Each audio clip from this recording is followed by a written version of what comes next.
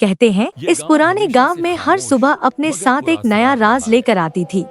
बरगद के नीचे सलीम अपना संदूक सीने से लगाए चुपचाप बैठा रहता था।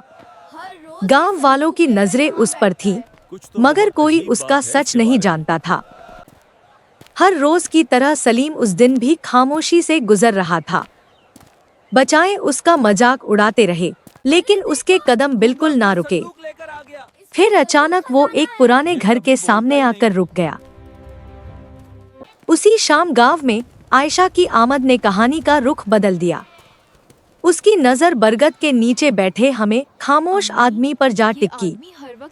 दिल में एक सवाल उभरा, आखिर इस संदूक में क्या छुपा है? बाजार की भीड़ में अचानक एक चोर आयशा का पर्स छीनकर भाग निकला। सब लोग देखते रह गए, मगर सलीम फौरन उसके पीछे दौड़ पड़ा। उस लम्हे सबको महसूस हुआ कि ये आदमी आम नहीं है। तंग और अंधेरी गलियों में सांस रोकने वाली चेस शुरू हो चुकी थी। चोर हर मोड़ पर बच्चों की कोशिश कर रहा था, मगर सलीम उसके बिल्कुल पीछे था। हर गुजरते लम्हे के साथ सस्पेंस और तेज हो गया। दौड़ आखिर एक सुनसान और वीरन सहन तक जा पहुंची। पर्स तो मिल गया, लेकिन जमीन पर पड़ी एक पुरानी चाबी ने सबको हैरान कर दिया। यहीं से एक नया और गहरे राज का दरवाजा खुलने वाला था।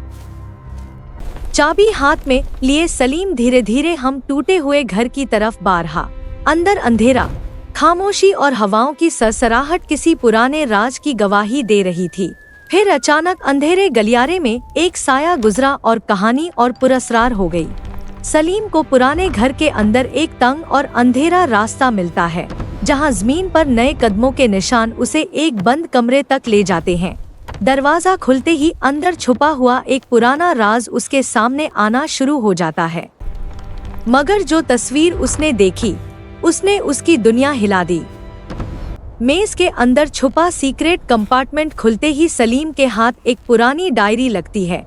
डायरी के अंदर मौजूद तस्वीर देखकर उसे अपने बचपन की झलक नजर आती है। अब उसे एहसास होता है कि ये सिर्फ जमीन का नहीं, उसकी पहचान का राज है।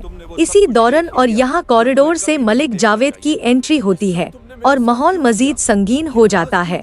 वो सलीम को बताता है कि ये सब उसके बाप से शुरू हुआ था। सलीम समझ जाता है कि असल सच अभी सामने आना बाकी है।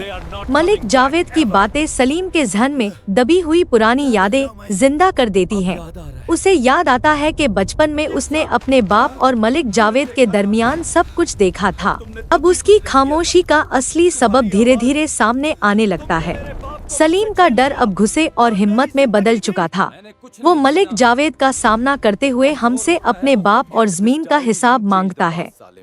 लेकिन इसी बीच पूरा कमरा टूटा हुआ है और टेंशन अपनी इंतहा को पहुंच जाती है। आखिरकार सलीम और मलिक जावेद के दरमियान फैसला कुन तकरार शुरू हो जाती है। टूटे कमरे और उड़ती मिट्टी के दरमियान दोनों आमने सामने आ जाते हैं।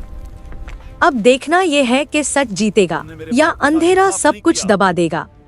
जब टूटे हुए कमरे में गार्ड बैठने लगी, सलीम के हाथ में डायरी के साथ पूरा सच सामने आ चुका था।